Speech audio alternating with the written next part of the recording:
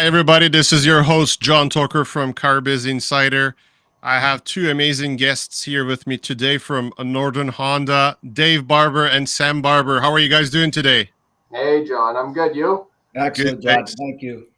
Good. Thanks for being on the show. I'm really excited to host you guys together because it's amazing that having the father and son together. And Sam, you've been doing a phenomenal job for last 18, 20 months now. You're in the sales management. Yeah. No, not that long. About 14 months now. A That's little over a year. Yeah, so we got a lot to talk about it today. So why don't we start from Dave? Dave, why don't you introduce yourself to us and talk about some of those jerseys behind you? So what's the story behind them? Thanks, John. Thanks for having us. My name is David Barber. I'm the dealer principal at Northern Honda. I've been in the car business since 1989. Yes, I have a family background in hockey. My uncle Bill Barber played for the Flyers back in the 70s and 80s, and my wife's second cousin is Tim Hortons. So I was actually a little bit better than Billy in hockey, but it kind of bored me after a while. So I thought I'd revert to selling cars. And actually, just joking, I wasn't that good, so I had no choice but to come in and join the car business, which I've enjoyed immensely. I'm still wondering why Sam didn't make it to the show, because he's got the genes of both the Barber side and the Horton side. So I don't know what his excuse is. I didn't like the corners. I didn't like going into the rough stuff. That's amazing. So Bill Barber is your uncle, basically, right? And that's Sam's great uncle. And I think he was a phenomenal player, and Tim Hortons, of course, you don't even need to. Speaks for itself, He's the legend. So yeah, we're proud of him. He had a fantastic career. Was cut short with some injuries, but he accomplished quite a bit with 2 Stanley Cups with the Flyers, and then he was part of the administration management team with Tampa Bay Lightning that won a cup as well. So he's not too many people can say they have 3 Stanley Cup rings. That's amazing.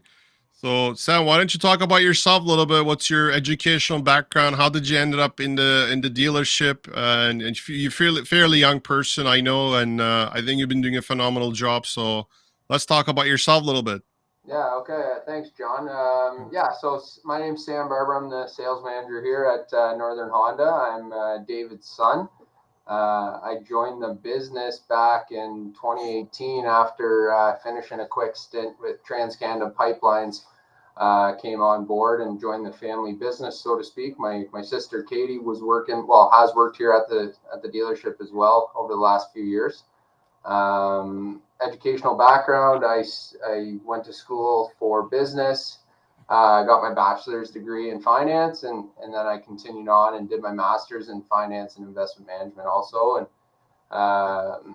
didn't think I was going to join the car business, so to speak, when I was in university. Thought I was going to be a big Wall Streeter, so to speak, down in New York. But it a couple meetings with my old man and talking about the business, and kind of grew my interest over the years, and came on board here in 2018 as one of the accountants, and kind of learned saw the back end side how things worked, and an opportunity came about last year to kind of gain some more knowledge about the store and about the business in general. So I kind of came down here January of 2021 as a sales manager, and it's been kind of learning and growing as the day goes here. So it's been good. I think, Sam, you started in the car biz, like the sales side of things, in probably one of the toughest times you could possibly start, and I think it's pretty good because that allow you to become I would call as an expert in database mining, because you and your loyalty manager. Because I was working with the dealership before you were in the sales side, so I remember you were working with Rex in the accounting department. Yep. And then you came on board as a sales manager, and I could seriously see the improvements in the dealership while you were there, because I have access to see your some numbers with the appraisals and stuff. So I think it was a great time that you started in the business. So those are the questions I'm gonna ask you towards today. Yeah, for sure. That Dave, you guys were one of the very few dealerships to hit your retail sales objective from Honda Canada, right, last year? Yes, in 2021, we were fortunate enough to hit our target, and I have to say there's been a lift in the variable side of the store since Sam's gone down there. So yeah, he's brought a renewed energy, a lot more patience than I have now. Just kidding, but he's actually no, Sam and some of the other younger staff members have really embraced the database mining, the CRM. We've joined up with some vendors that have helped us mine our database, and yeah, I mean, 2021 was a successful year, and every year we've seemed to have grown since we moved into our new facility back in 2016. That's amazing, and the new facility looks actually really nice. When I visited your store, I was excited to see that. And how long Northern Honda has been in the business, like overall as a Honda dealership? There's a contradiction there. I think Honda has us for 1989. I think it was 81. So that we're the third ownership group to have Northern Honda since its inception. But we've been I've been involved since 07 and owner since 09. Raymond Charette was the owner previous to myself and my partner, and Jim Wilson was the owner prior to Ray Charette. So both are quality dealers before us, and they made it easy for our transition back in 09. Yeah, no, definitely. Your dealership is a very good reputation in the area that a lot of people respect you, and your Google reviews and your Facebook reviews speak about it. When people go check, they can see that. So I like to start with some questions, and that's basically going to be the dealership's operations, right? And whoever wants to answer, feel free to jump in. And I have actually Ramit says morning to Barber family, and I have Al says good morning. So I'm sure, was Ramit your DRM back in the days from HFS on the finance? Yeah. Nice. We miss Ramit. Because of COVID, we haven't had any in-person dealer meetings, so everything's been virtual the last couple of years. So it's been a couple of years since I've seen Ramit. How you doing, Ramit?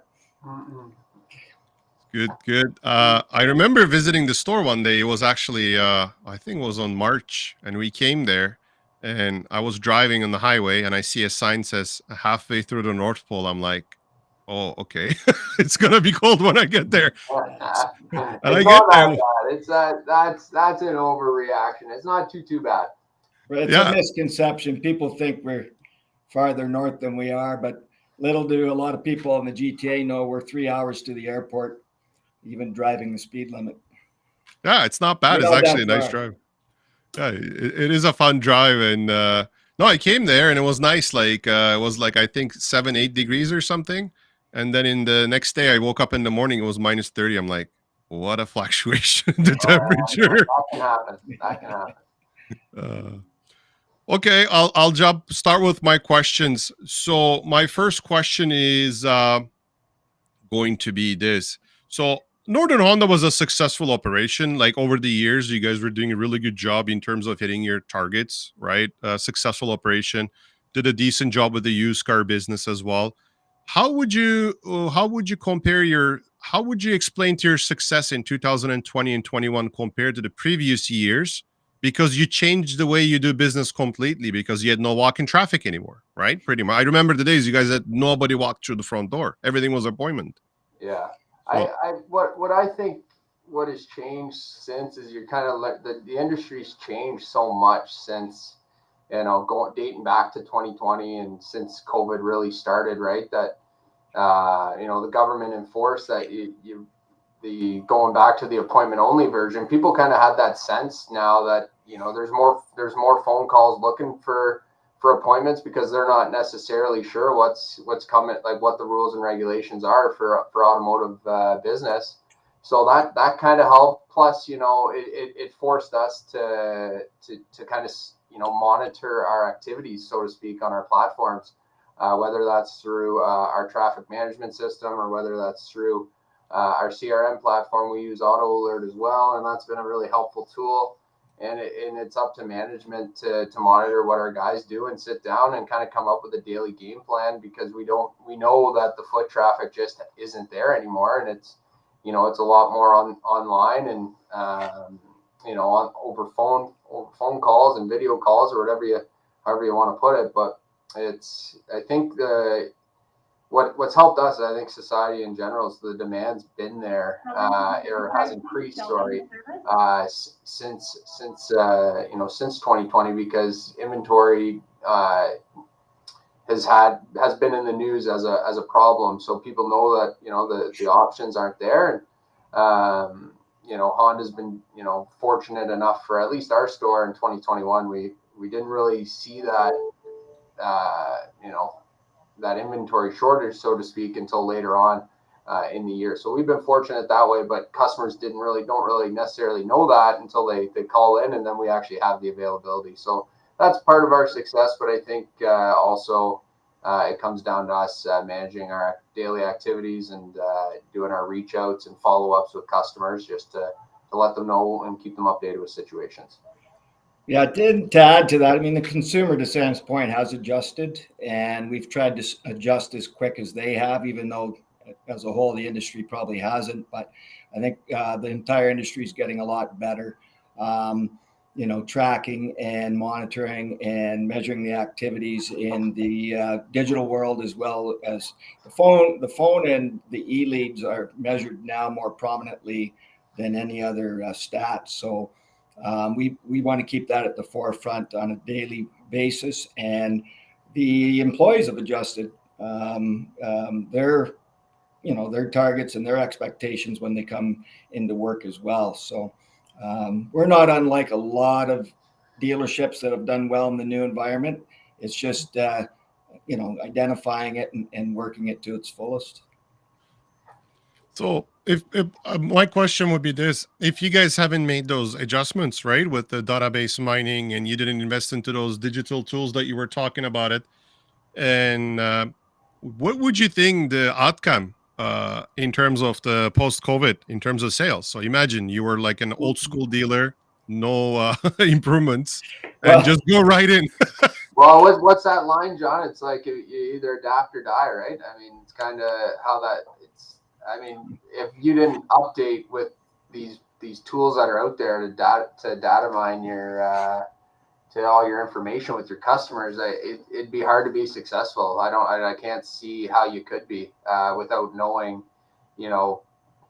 who you have out there in lease portfolios and who you have out there in finance and cash. It's just, if you don't have that platform, and if you can't filter these different situations out to see where customers are at, and if you're doing it the old school way of going back into your DSM and tracking down who you have in your portfolio manually, it'd be hard to succeed. You need to keep up with what other stores are doing, and that's what I think it's important to talk to peers such as yourself and other stores that are out there, to see what they're doing right, what they're doing wrong, and kind of figure out what the best solution is. So that's kind of, I don't think, the short answer is I don't think you'd be successful if you didn't adapt to these new tools. What would you say, Dave? You go to your group 20 meetings with a whole bunch of other dealerships too, and have you seen any of those dealers that didn't utilize the database mining practices like you guys did, and that they didn't have a good results last 2 years? No, I think my group is predominantly pretty strong. I mean, we're always talking about the challenges, but we're always mostly talking about the opportunities and the improvement. And a lot of that has to do with your staff, and a lot of it has to do with your vendor selection. Also the relationship with the vendors as well. I mean, your relationship with the OEM is always important, but the vendors that we choose and work with, we've developed relationships as close to them as we have with the OEM. So choosing the right vendor and working with them and setting up the right processes is key. And we share that in the dealer group all the time. I'm very fortunate to be in a very strong Honda group across the country, and we're tight knit, and we share a lot of ideas, and we make everybody accountable. So, I mean, to that point, I would recommend joining a dealer group and picking the right ones and developing relationships through those avenues. But yeah, I mean, you do have to adapt, and I'm sure you're going to hear that when you talk to all the dealers on your podcast. Yeah, and some unfortunately, a lot of them trying to adapt, but there are still some believe that things going to go back to the old days of, okay, the chip shortage is going to go away, COVID is going to disappear, you're going to go back to good old days, and I don't think that's ever going to go back to those good old days. That because the things are changing, people getting used to the lifestyle, and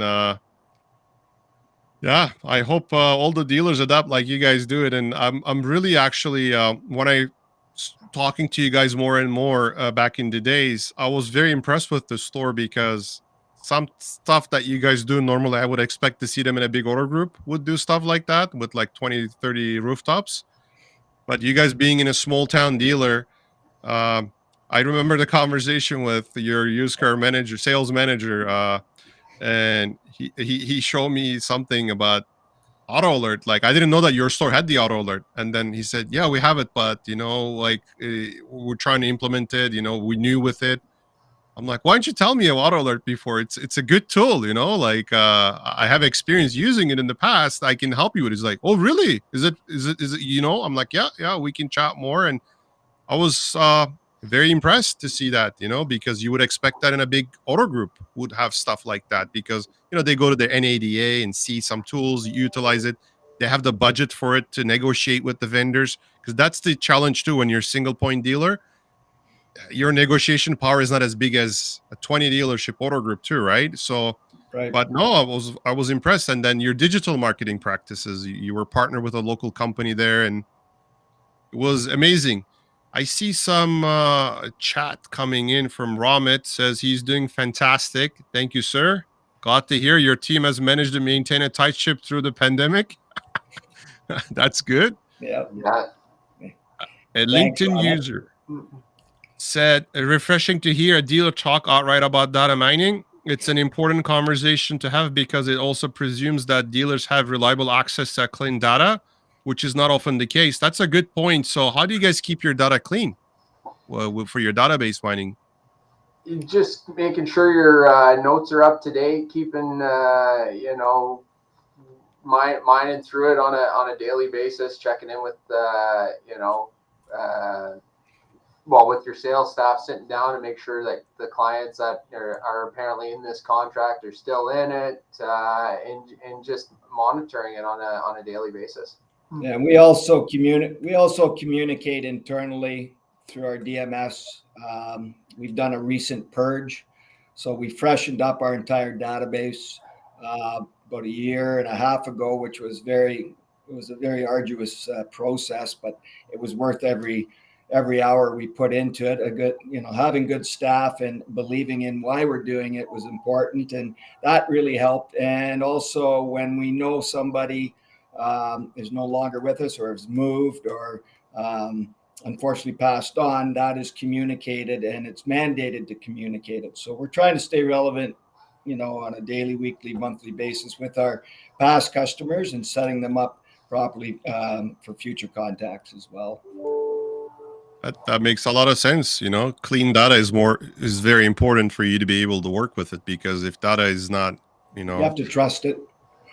Yeah, email capture, phone number capture, multiple phone numbers, right? That's extremely important.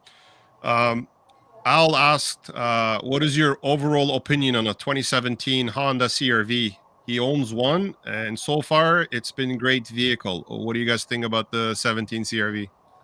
Well, that was the first model year of the new generation, right? Back in 2017 of this current CR-V design. So, I mean, overall, we have great reviews on our end. I mean, I think it's a great, reliable vehicle, and that's why Honda's the 2022 model looks very similar to the 2017, because they know they've had success with it, and they know they've built it well. So, no complaints. on that front. I think it's a great vehicle. I see on your used car inventory you have like 20 of them. Where did you guys get those cars from? Like a GTA dealer will die to have those cars. Yeah, that's just pre-selling, right? Those are getting customers out and pre-selling them into new ones. So we're fortunate enough where we've done a good job with our staff here to mine our database and get our CRV customers into an upgraded unit, and that's what a big importance is for us, is to build our lease portfolio, to have this opportunity to hopefully get these return customers or repeat customers, and so that way down the road it increases our used volume.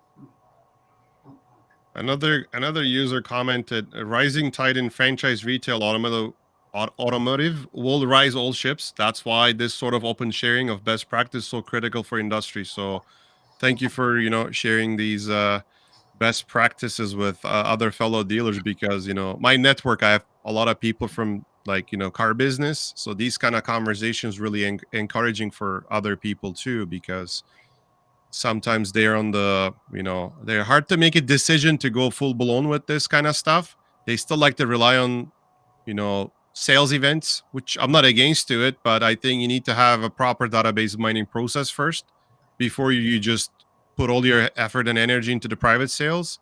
Have you guys been doing any kind of private sales at all in the last couple of years before pandemic ever? No. We had our last one, I believe, was in 2016.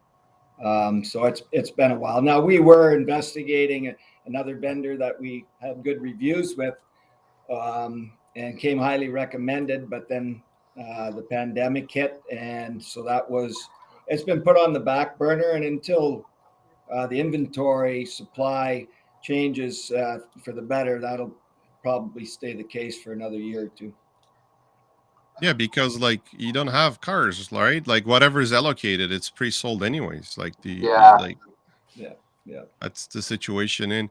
But I think if this ramp up a little bit, the inventory situation gets better, and if you guys continue with your practices, I think you can grow your business too in terms of volume, because really good practices are in place, and we started to learn how to live with COVID too, right? It's becoming a norm now, like any other disease out there, like cold or flu, and eventually I think that's going to be very good for your operation.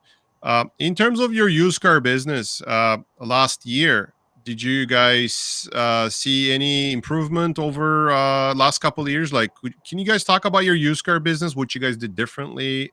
Any suggestions? I'll start. I'll let my dad finish if he has anything on top of it. But just from a digital marketing standpoint, we've changed kind of the way.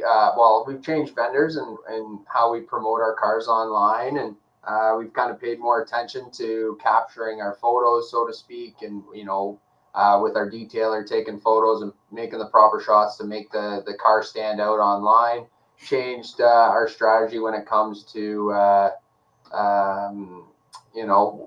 budget allocation and yearly spend, kind of focusing more on used and as well as new, but kind of a 50-50 split because of the inventory shortage being what it is. And I find that's been successful. We had great results. We've had we have a new loyalty manager, or BDC, that started last year, that's done a great job in mining internet leads on used vehicles, and that's helped increase some demand on that front. And overall, it's an online world for used vehicles. We're getting a lot of calls from out of town customers, and I think it's just about trying to mine as much data. Mine as many used vehicles that you can from your current portfolio to get the product on your lot, and then that'll lead to results. So yeah, the other thing that is a big part of it, but the other thing too is raising the expectation, raising the bar. We've gone from 0.4 to 1, 0.5 to 1, 0.6 to 1. Last year was 0.7 to 1. The management team have a KPI at 0.8 to 1 this year. We're focusing on a lot of the micromanagement of it. As Sam mentioned, the pictures, the timeliness of the photographs, getting them on the website sooner. We have a dedicated technician for our internals, so reconditioning turnaround time has gone from 8 days to 3 days. It's about speed, and maybe it's not about speed. Now I think vehicles are appreciating as we look at them out there, but with this crazy market we're in. But, raising the expectation was the first thing, and that was on me. And now everybody is seeing it, and everybody believes that we can do it. And the next step would be eventually we'd love to see 1-to-1. Right now, we know that's going to be a challenge with inventory, but everybody comes into the dealership now expecting to sell a used car to match what we're doing in new. And that was a big part of it to get it going too. Wow, that's like music to my ears when you talk about, increasing your used to new ratio, because, it's a very important metric, I believe. And every franchise car dealership should try to get to that 1-to-1 ratio, because when that happens, the magic happens. Because used cars is different animals. You don't only make money by selling them in the business office. You actually make money reconditioning them, selling parts and service too, right? Right. And it's I believe I always call used car departments are the a turbocharger of the car dealership, So like in the Honda CRV, you have that 1.5-liter engine. It's a small engine, but you add the turbocharger on it, it becomes almost 200 horsepower and powers that whole big SUV, no problem at all, with the good fuel mileage. So I think every dealership must focus on the used car, because the self-sustainability is the key for a franchise operation for the future. What I mean by self-sustainability is, like, without spending any extra dollars acquiring brand new customers, let's worry about our own customers that's actively servicing here, doing oil change, because your service operations is very efficient too. I remember, because you used to have a wash bay and you removed the wash bay and add another bay there too, because you were not happy the fact that customers had to book appointments for a long time. So you said that's unacceptable. I remember that conversations, and that's very good too, because the customer service is very important, right? You don't want people to wait 3 weeks for an oil change. So how was that working out for your dealership for service operations? Is that working better when you remove that and put another bay there and help out the customers? Yeah, we converted a detail bay and put a hoist in it, so we increased our capacity.